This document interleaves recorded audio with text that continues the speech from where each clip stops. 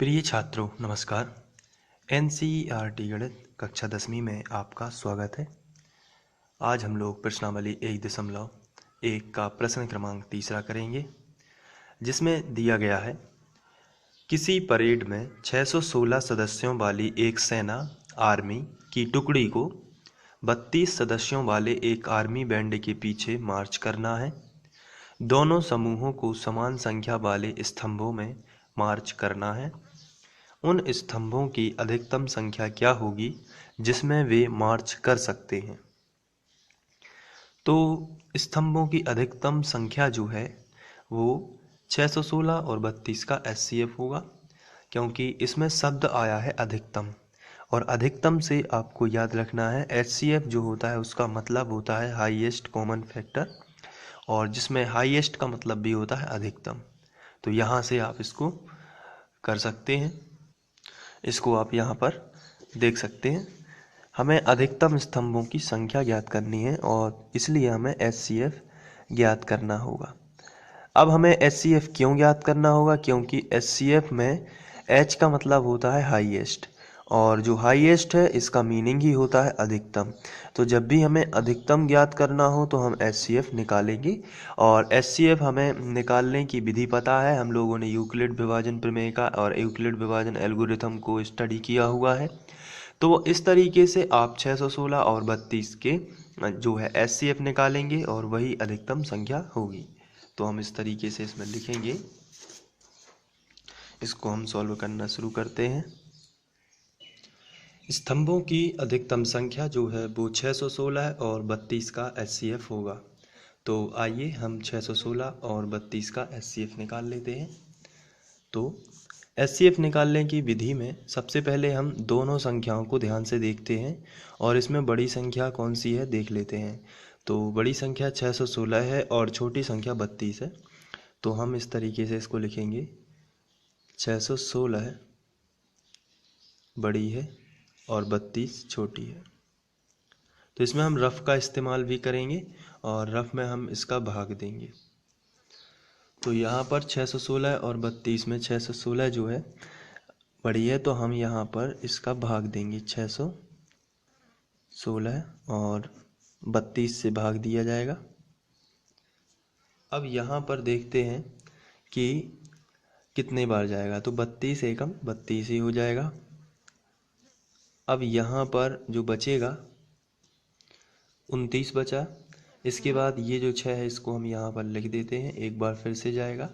तो 32 का लगभग 9 बार जाएगा। 9 दूनी 18, 18 की 8, हासिल आई 1, 9 तिया 27 और 1 28। ये इस तरीके से। अब यहाँ पर हम देख लेते हैं कि यहाँ पर बचा कितना। तो यहाँ पर बच जाएगा 8, और इसके बाद ये पहली प्रोसेस हो जाती है। इसे हम यूक्लिड विभाजन प्रमेय का कहते हैं। तो हमें हेडिंग डालनी होगी, इसके बाद हम रफ का बाद में लिखेंगे। यूक्लिड विभाजन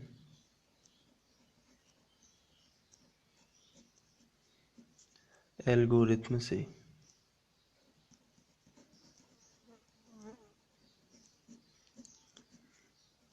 और इसमें जो हमने भाग दिया है, तो ये इतनी प्रोसेस जो हम लगाएंगे उसे प्रमेय का कहते हैं, लेकिन प्रमेय का के क्रमबद्ध चरण को हम एल्गोरिथम बोलते हैं। तो यहाँ पर जो बीच में संख्या लिखी हुई है उसको सबसे पहले आप लिखोगे यहाँ पर 616, और इसके बाद जो भाजक है उसका गुणा भागफल में करोगे। तो ये आएगा 32 गुणा 19 और प्लस कर दोगे शेषफल। प्लस में आपको ध्यान रखना है शेषफल। ये यूक्लिड की जो है प्रमेयिका है, और यहाँ पर तब तक भाग देते जाना है जब तक कि शेषफल 0 ना आ जाए। यहाँ शेषफल 0 नहीं आया है तो हम यहाँ पर लिखेंगे शेषफल जो है वो बराबर नहीं है 0 के। तो शेषफल बराबर नहीं है 0, और जब शेषफल बराबर नहीं है 0 तो आप इसको पुनः एक बार फिर से भाग देंगे, और ये जो है इसे बोलते हैं प्रमेय का। इसको हम फर्स्ट स्टेप नाम भी दे सकते हैं, पहला चरण भी बोलते हैं इसको। तो ये पहला नंबर। अभी HCF नहीं आया है, जब तक शेषफल नहीं आएगा 0 तब तक हम इसको भाग देते रहेंगे। अब दूसरी प्रोसेस में किस तरीके से भाग देना है वो भी देख लेते हैं। जो हमारा शेषफल आया है इसको हम भाजक बनाएंगे, और जो पूर्व भाजक था जैसे यहाँ पर 32 था तो उसको हम बनाएंगे भाज्य। तो इस तरीके से आप इसको बना सकते हैं, मतलब जो पहले भाजक था उसको अब आप भाज्य बनाओगे और जो शेषफल है उसको भाजक। अब यहाँ पर आप भाग दे दोगे तो 8 चौके 32, तो यहाँ पर 4 बार चला जाता है और शेषफल आप देख रहे हैं कि 0 आया है, क्योंकि 32 में से 32 जाएगा तो 0 ही आएगा, यहाँ माइनस होता है। तो ये रफ कार्य है चूँकि।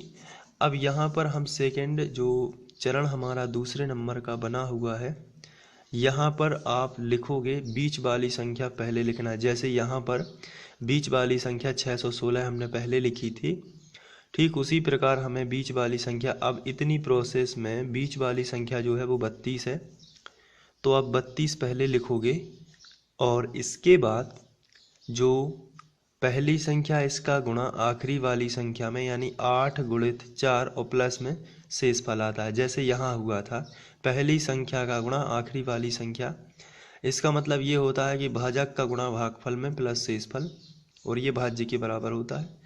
तो यहाँ भी हम करेंगे वैसा ही बिल्कुल। तो हो जाएगा 8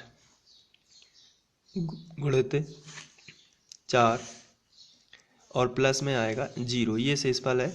अब यहाँ पर आप देख सकते हो कि शेषफल आ गया है 0, तो जब शेषफल हम लिखेंगे शेषफल बराबर 0, जब भी शेषफल 0 आ जाता है तो ऐसी स्थिति में हमारी भाग क्रिया में जो भाजक होता है वही उन दोनों संख्याओं का HCF होता है। तो 616 और 32 का HCF कितना होगा 8, क्योंकि यहाँ पर शेषफल क्या आ गया है 0। तो आपको लिखना है अतः 616 और 32 का HCF बराबर 8 होगा। तो जब 8 होगा तो अधिकतम स्तंभों की संख्या भी कितनी होगी 8, इसलिए अधिकतम स्तंभों की संख्या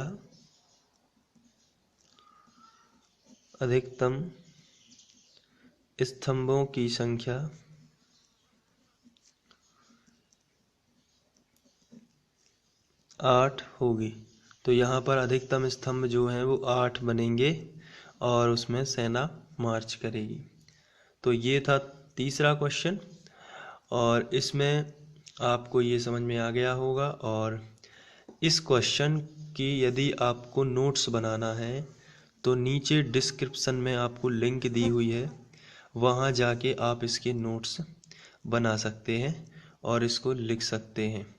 और लिंक पर जाकर या फिर आप साइट पर जाकर भी इसको लिख सकते हैं। हमारी साइट का नाम है mpstudy.com। तो आप यहाँ जाएंगे जब mpstudy.com, तो यहाँ पर आपको मिलेगा कैटेगरीज में NCERT, और NCERT में अब जब आप नीचे जाओगे तो क्लास 9th और 10th उसी में बने हुए हैं। तो आप वहाँ से नोट्स बना सकते हैं और अच्छे से कॉपी कर सकते हैं नोट्स को और अपने लिए अच्छी तैयारी कर सकते हैं। Thank you.